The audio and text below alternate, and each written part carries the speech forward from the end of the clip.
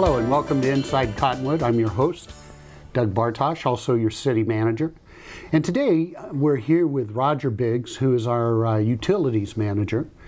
And as some of you may be aware, if you've been following the news at all, that we finally finalized design pretty much for the riverfront reclamation plant.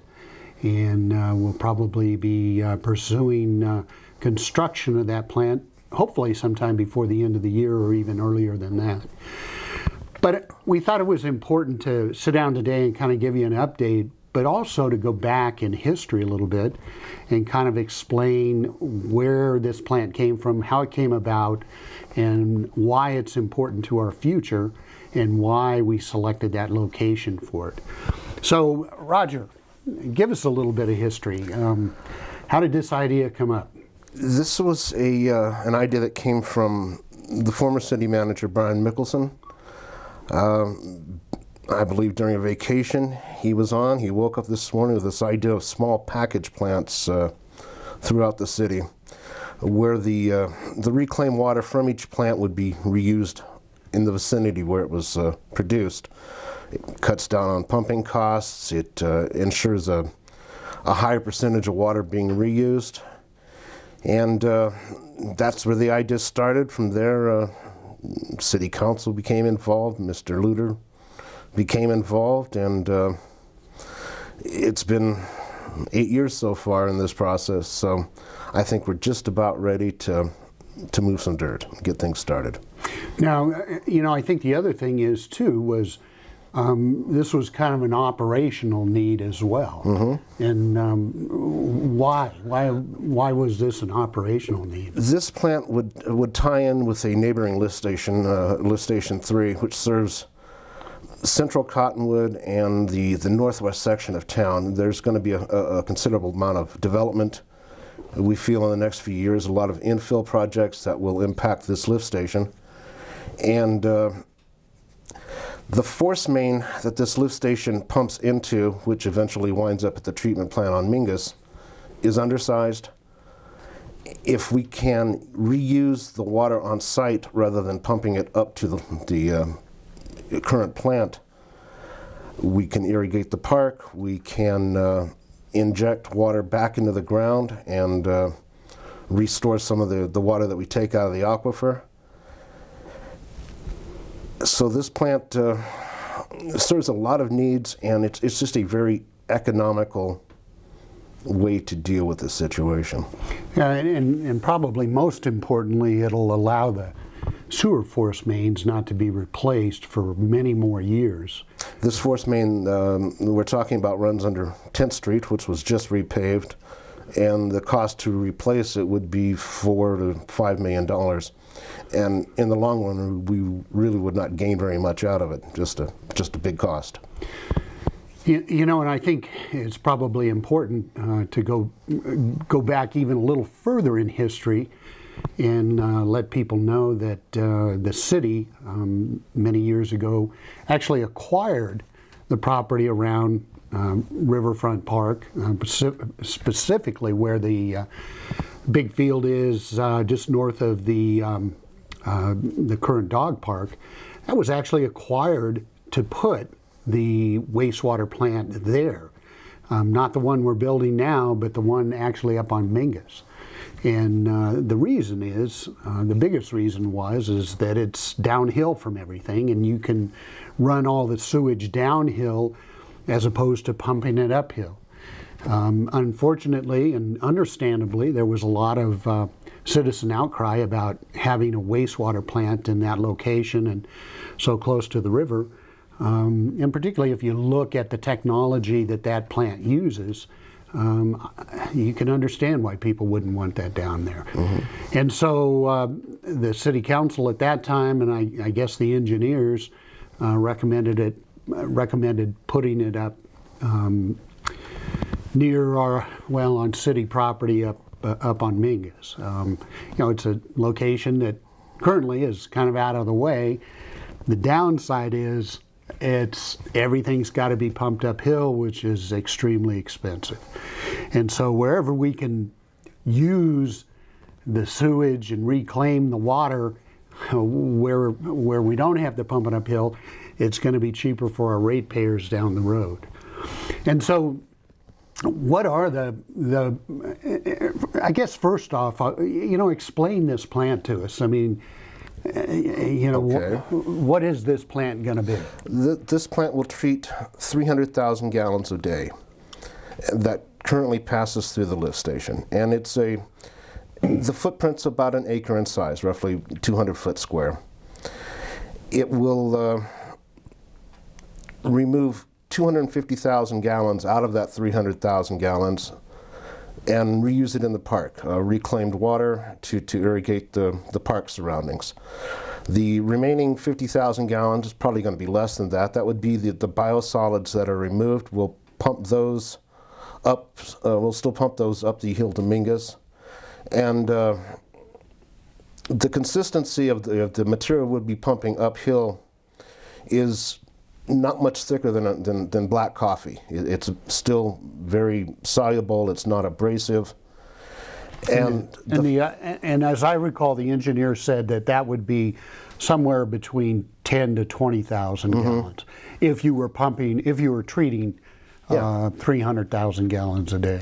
It's a considerable reduction. It'll save a lot of money on electricity and just wear and tear on the pumps and on the lift station. Not only lift station 3, but lift station 4, which lift station 3 pumps into. That's the city's main lift station. It pumps 900,000 gallons a day uphill. So any pressure we can take off these aging lift stations is to our benefit. So the reduction in electrical costs, equipment maintenance, overhead, all these are benefits of this plant, aside from the actual plant itself and the ability to reuse the water on site.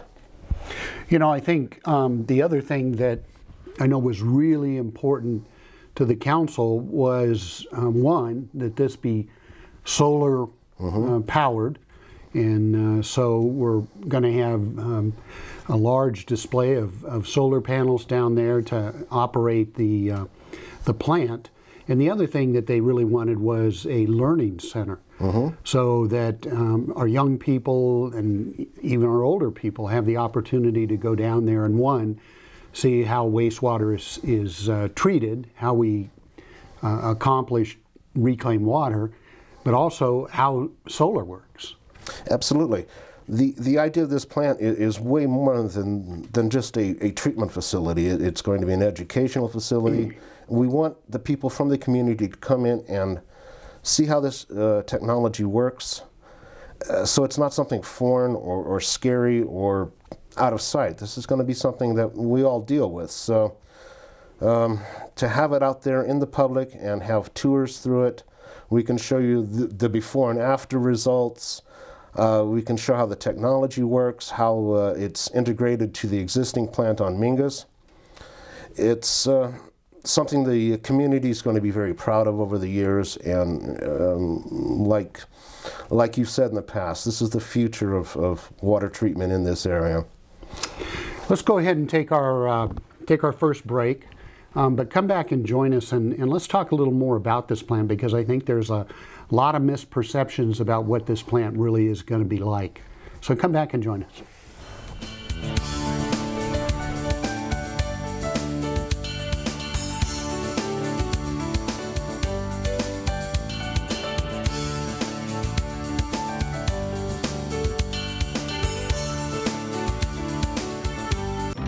If you store your guns properly, I'll feel safer when I'm playing outside.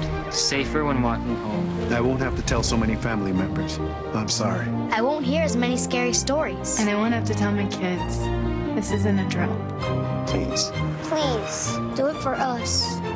Your family, friends, and neighbors are all counting on you. Never let your gun get into the wrong hands. Remember, always, lock it up. Visit ncpc.org. Orkin has pest control down to a science. When your business chooses Orkin's Precision Protection Program, you get a tailored pest control program for your specific industry and environment. Your business can benefit from over a century of experience, training, and scientific knowledge that define the Orkin man. Maximum protection, minimum exposure, backed by one of the industry's most comprehensive guarantees. Choose your locally owned and operated Northern Arizona Orkin and get more than an exterminator. Get an expert.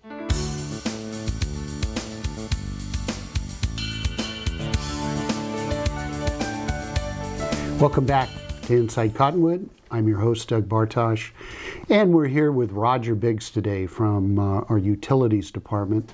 And we're talking about the new water reclamation plant that's going to be constructed at Riverfront Park. In fact, the location is kind of almost directly behind the cemetery and over where the current wastewater lift station is, which probably most people don't even know it's there. But it's been there for many years now. And so anyway, let's talk about, because I think when we say, water reclamation plant, people immediately think about what we have up on Mingus Avenue. What's the difference? There's a huge misperception about how these plants operate. And old technology, which is the Mingus plant, 1990 technology versus the new, basically neighborhood plants that are in favor now. The new plant is going to be very small, like I said, about an acre in size. All the treatment facilities will be enclosed. There will be covers over all the tanks. The sound, there's aeration blowers that will be operated. All the sound will be attenuated in some way. These plants are designed to be located near people's homes. The whole point of this process is to use the water where it's produced. So the technology has come along in the last decade or so to make these plants very neighborhood friendly and to stop removing them and putting them outside the community, which increases the pumping costs and commute time for employees and all these other issues that are something that have to be factored into the cost of operations. This plant is going to be very attractive from the outside. It's going to be attractive on the inside. It's going to be clean and landscaped. There will be no odors. There will be no obnoxious noises. There will be minimal truck traffic in and out of it. A few times a day, a pickup truck will drive in and drive out, and that'll be just about the only impact on the community. We have a lot of plans, hopefully, to run tours through it. School groups, we already do it with various school groups at the existing plant. We're looking forward to bringing this plant online as another education center featuring new technology and new and improved ways of doing things. And you mentioned it kind of quickly, but smell is probably a big one, because currently at the plant we have, particularly as you get onto the grounds itself, you begin to get that nice aroma. And yes. And now, how about this new plant? I mean, there will be several different processes, several different technologies at work here. One is an odor control unit that uses ozone to actually break down the components that cause odors. The tanks, the treatment tanks themselves, will be covered with a hard aluminum cover. The way the process itself, the head works, where the influent sewage is actually treated for the first time, that is all enclosed. It has its own odor control unit. The technology is just so far ahead of where it was 20 or 30 years ago, and that is all designed with the point of putting this plant in a neighborhood where it can be reused. The water can be reused. And really, it's not a neighborhood, but it's a location that gets used by people at the park quite often. And I often tell people that if you want to get an idea of what this plant is going to look like and how innocuous it really is, There's a similar plant at the corner of McDonald and Hayden Road in Scottsdale. Backs right up to a neighborhood and is in a park area, and you couldn't tell what it is if you didn't know what it was. It's a very attractive building, particularly for Scottsdale, because it's kind of artsy and that kind of stuff. But very same thing, right in the middle of a very busy area, right next to a residential area, and you wouldn't even know it was there unless you saw it. So that's the model we're looking at, not what we have up on Mingus. Exactly. The other thing that people often have concerns about is, okay, you're going to be irrigating the fields down there. Is there any danger to my kids? They're going to be playing on that field, rolling around on the grass. Talk about the quality of water that's going to come out of this plant. I understand the public perception, and those are perceptions that were born many, many years ago and are just not applicable to reclaimed water as we know it today. The treatment technology is so much better, so much more advanced. Actually, wastewater, the effluent from this plant and from our current plant, is more highly regulated than the drinking water in this city. It is subject to more testing and higher requirements. So this plant, the reclaimed water that this plant will produce, is completely safe for unrestrained human contact. You can put it on the playing fields. It will be used for the dog park. It will be used to irrigate the old growth cottonwood trees that are out there that the city got its name from. Baseball fields, there is no restriction on how this water can be reused for irrigation. It's as close to sterile water as it can be made. Ultraviolet irradiation, ultraviolet disinfection is in use. Some of it will be chlorinated to a lower degree. This is just a first-class product that this plant will be producing, something we can be very proud of and is completely safe. And certainly this will be A+. What ADEQ, or the Arizona Department of Environmental Quality, recognizes as A+ quality reclaimed water, which is what we currently produce up at our Mingus plant. This will be a little bit different in that our plans are to also remove pharmaceuticals. And that's an important distinction. And again, we're kind of predicting the future here. We anticipate that quite possibly, just like the federal government did with arsenic levels, that they're going to come down and tell water providers or wastewater treatment centers or facilities that they've got to remove pharmaceuticals because it gets back into our aquifer, into our water supply, and there is some concern, even though they're minute in the trillions of parts. What is it? Parts per trillion. Parts per trillion, yes. The concern is the synergy of those. I mean, what happens when you begin to combine even those small amounts? And so we're, kind of betting that eventually the federal government is going to come down and say, everybody needs to do this, and we want to be ahead of the curve. Plus, it's just the right thing to do. It gives us cleaner water, and again, making sure it's clean is good, and particularly, and we'll talk about this in the next segment, what we're going to do with it.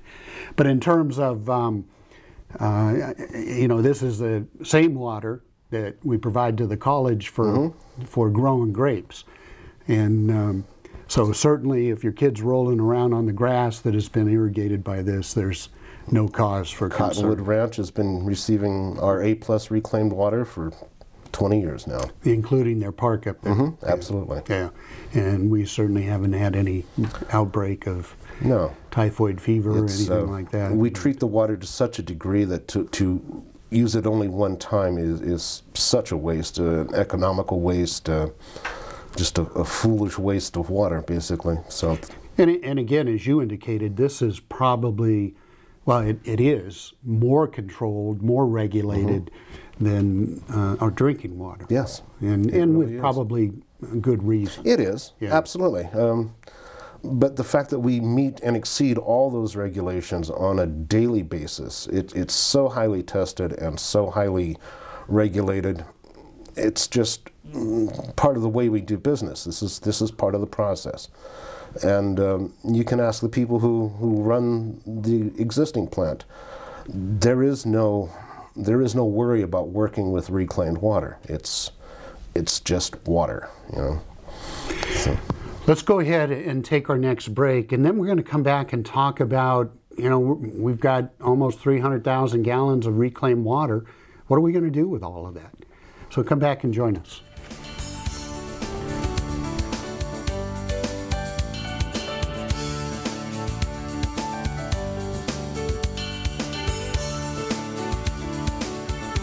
Orkin has pest control down to a science. When your business chooses Orkin's Precision Protection Program, you get a tailored pest control program for your specific industry and environment. Your business can benefit from over a century of experience, training, and scientific knowledge that define the Orkin man. Maximum protection, minimum exposure, backed by one of the industry's most comprehensive guarantees. Choose your locally owned and operated Northern Arizona Orkin and get more than an exterminator. Get an expert. Millions of people are affected by disaster in America. And we're right there, providing food. With more than 200 food banks, reaching communities all across America. Donate now for immediate relief and long-term recovery.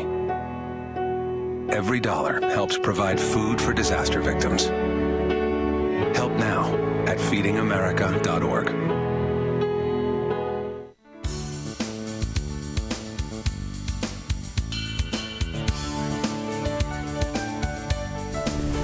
Welcome back to Inside Cottonwood. I'm your host, Doug Bartosh, and I'm here with Roger Biggs, who is our manager of utilities. And, you know, one of the other things, we're going to get into talking about what we're going to do with all that reclaimed water, but I know one of the other concerns that people have expressed is, well, how about floods? You know, what happens if we get a 1993 flood down there? What's going to happen to that reclamation plant? These are valid concerns. There's nothing worse than a flooded wastewater plant. However, very early in the planning process for this plant, it was decided to put it not just above the 100-year floodplain or the 500-year floodplain. It's actually 2 feet above the 500-year floodplain. If this plant floods, Old Town will be underwater. Most of the city will be underwater. So a flood concern at this plant is not much of an issue. It's got a flood wall around it to protect it. It's got rock armor on the outside of the access road. It's designed to withstand a flood event in that area. You know, and that's, I think, you know, particularly you hear from people that are south of the plant, and I said, well, you know, that's really going to be the least of your concerns, because your house isn't going to be there. If that wastewater plant goes, you know, pretty much everything south of it is long gone. This will be an island in the middle of the flood. Yeah, exactly. So, and the other thing I think people didn't realize is there's been a lift station there since, you know, what, 1990 or 1990, exactly. And that lift station, even in 1993, didn't flood. But it is a concern because that lift station is not above the floodplain. It's in the floodplain. It is. And so this is a way to actually go in and make it even safer by making sure that that lift station is protected as well. The well of that lift station is 1 foot above the ground, so yeah, and it's right by the wash. Yep. But we have not had problems there yet. Yeah. And so we're gonna make sure we don't have problems there. So anyway, the last question is, what are we going to do with all this reclaimed water? And we know in the city, which is great, you know, the water we provide, we get about 70% of that back through the wastewater system.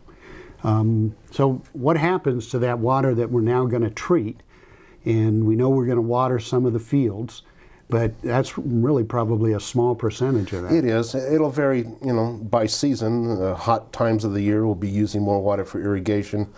There will be times of the year where most of that 300,000 gallons or 250,000 gallons is pumped back into the aquifer through a series of injection wells. The aquifer in that area will go down 800 to 1,000 feet and inject it back into the aquifer and basically put it back into nature's process. It'll be filtered, and down the road, many years from now, it'll be pumped back out and reused. But nature has a miraculous ability to filter the water and make it not just as good as new, but actually make it new. So this is an incredibly economical and futuristic view of water use in this area. And in actuality, this water will probably make the water in the aquifer even cleaner.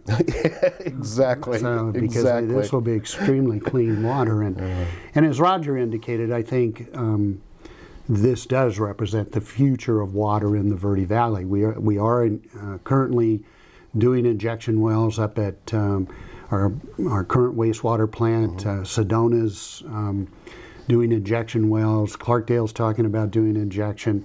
This is what will guarantee our future water supply and also keep the river flowing. So as much as we can replace whatever we extract from the aquifers in the Verde Valley, the better off we're all going to be. And it's going to make our existence up here much more sustainable.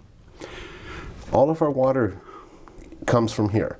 We get no water from outside sources. We don't get any Colorado River water or CAP water, anything like this. It's all here. So whatever we use and replenish is just there for the next generation and the generation after that. So we have plenty of water. We just don't have any to waste. In the water that we do import is from the rim. And the snowfall and the rainfall, that's where we import our water from, and so we've got to be good stewards of that water and make sure that we're replacing as much as we use. It's right here below our feet. Yep. So. Last but not least, probably the big discussion that has occurred over the last couple of months is the cost of this facility, and I think we were all hoping that it was going to come in at the low end of what our engineer had originally predicted. But I think it's important to recognize that, one, that cost estimate was given to us 6-7 years ago, right? And that was the low end. The high end was about $10 million, and that was without the 500-year flood wall and the learning center. Right. And so consequently, the price that it's come in at now, actually close to $11 million, is probably realistic based on what the engineer told us 6 or 7 years ago. This is all very specialized equipment, and it has escalated in price faster than the economy in general has. And just the cost increase over those 8 years, I think the current price tag is probably pretty much in line with what we could expect. And it was interesting in talking to our engineer. He said, from start to finish, when the concept begins to the finish, it's not unusual for it to go 5 to 8 years before you're, into construction. This one has taken a little bit longer, but we have taken the time to make sure that we're doing the right thing. And so again, it's interesting, but again, this will be, and it's a challenge financially, and we're dealing with new technology here, but this is the future of Cottonwood and most likely the Verde Valley. Plants like what you see up on Mingus today are probably things of the past, and we need to put some more money into that plant, but it probably doesn't make sense to put a whole lot of money into old technology. And so I think you'll begin to see more and more of this as development occurs around the city, to where we're actually doing these package plants, smaller plants that are neighborhood friendly, that can reuse the water right there in that area, and again sustain our water supply into the future for many, many years, and keep that river flowing. Far more economical. Absolutely. So thanks for joining me here today, Roger, and thanks to you for joining us today. Come back and join us again on Inside Cottonwood.